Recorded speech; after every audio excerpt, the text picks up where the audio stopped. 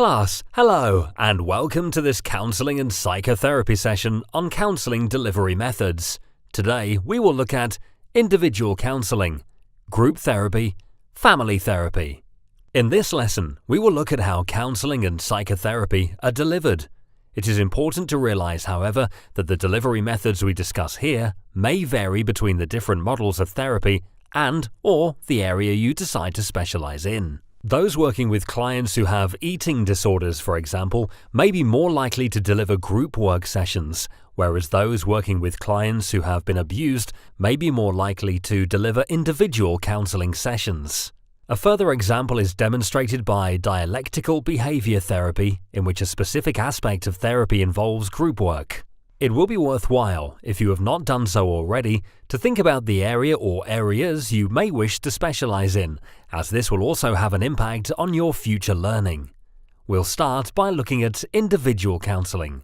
Counseling takes place when a counselor sees a client in a safe, confidential environment to explore difficulty, distress, or perhaps loss of direction and purpose. Counseling is not about giving advice, but listening to and exploring thoughts, feelings, and patterns of behavior, and in the process helping you to see things more clearly. Counseling is a journey of self-discovery, which can enhance a person's sense of being, in turn enabling choice and facilitating change. Difficult feelings such as anger, guilt, anxiety, and shame can be intense, and counseling offers an opportunity to explore and understand them. Individual counseling is a one-to-one therapy in which the client and therapist will discuss the problems facing the client and work together towards a solution. People find this form of counseling beneficial due to the way it provides them with the opportunity to discuss the problems and issues they are facing, whether past or present, in a confidential environment where they do not need to feel that they will be judged by others. It also allows clients to discuss these issues at their own pace and discuss them as and when they feel ready to do so. How often would I see a client, and how long should each session last? That's a good question. In many cases, most sessions last for around 50 minutes to an hour and are held on a weekly basis, but this can vary. If I had several clients all with the same issue, wouldn't group therapy be easier? Group therapy shouldn't be used as a way of making life easier.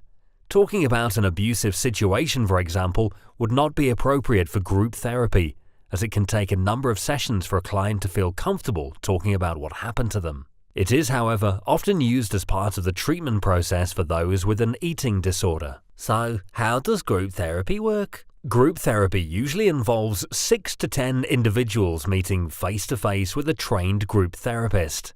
During group therapy sessions, members of the group are encouraged to decide what they will talk about in that particular session. Within this, the clients listen to what each member of the group says and then give feedback, expressing their own feelings about what someone has said or done. All members of the group are encouraged to interact, and many clients find group therapy beneficial, as they are made more aware that they are not the only ones who feel the way they do, and that there are others who understand. In group therapy sessions, clients can share with each other how they got through a particularly difficult time, which can help the other members of the group learn new coping strategies for when they need them. If self-harm is being discussed, for example, clients can share with other members of the group a time in which they wanted to self-harm, but found an alternative coping strategy which avoided them doing so.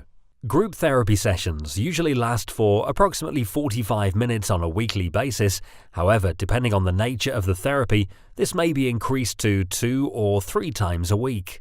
As with all other forms of therapy, all sessions are confidential, and what is discussed within each session will not be discussed outside of this time.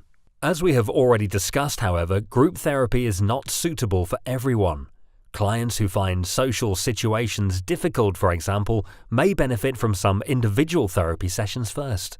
Is family therapy the same as group therapy? Although family therapy involves everyone being together, the aims of it are different to group therapy. Family therapy has been defined as treatment involving family members which seeks to change the unhealthy familial patterns and interactions. Often, the aim of family therapy is to help members of a family understand a client's problem or disorder, With eating disorders, for example, families are encouraged to take part in family therapy so that they can learn more about the eating disorder, as well as express their emotions about how the disorder has affected their lives and the way in which it makes them feel. Family therapy can also be beneficial for a wide range of issues, including substance abuse, grief, trauma and loss, abuse, marital problems, work-related stress. The aim of therapy is to help families as a whole to develop meaningful changes in relationships both within and beyond the family, and to work towards resolving individual problematic issues. The therapist will work with members of the family to help them find new ways of communicating with each other and to develop the skills they need in order to bring about a positive change to their current situation. To summarize what we have learned today, we have looked at individual counseling, group therapy, family therapy. Goodbye, class, and good luck.